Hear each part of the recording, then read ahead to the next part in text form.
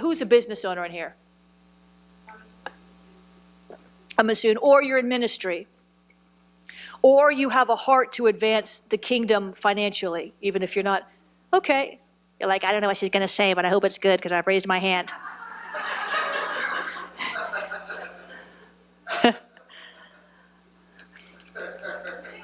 I saw this in scripture and it just jumped out at me, and I'm believing for this for myself because I own businesses and we have ministries, right?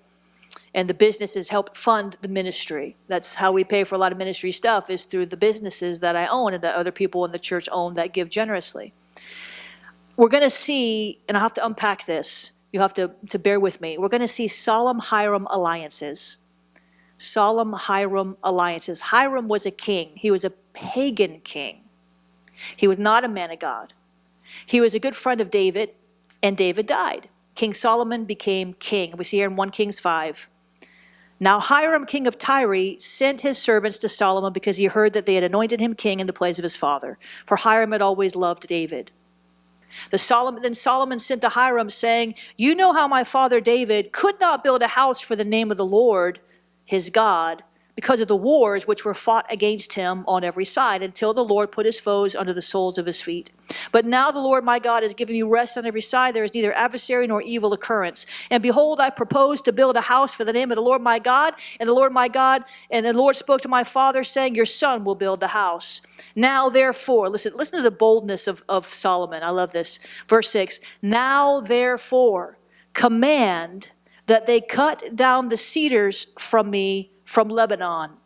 And my servants will be your servants, and I will pay you wages for your servants according to whatever you say. For you know there is none among us who has the skill to cut timber like the Sidonians. So essentially, Solomon is saying, I want you to send me all this cedar, and I want you to have your men cut it up for me, because we don't know how to do that in Israel.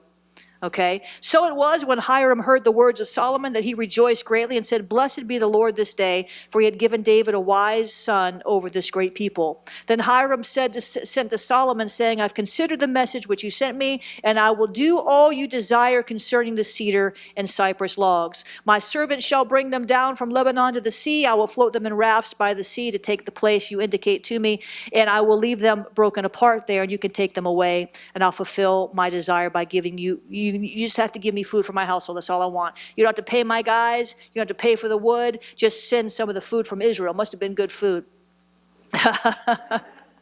Then Hiram sent the cedar and the cypress logs according to all his desire. And Solomon gave Hiram 20,000 cores of wheat as food for his household, and a whole bunch of oil. And then Solomon gave Hiram that every year. So the Lord gave Solomon wisdom, as he had promised him. And there was peace between Hiram and Solomon, and the two of them made a treaty or a covenant together.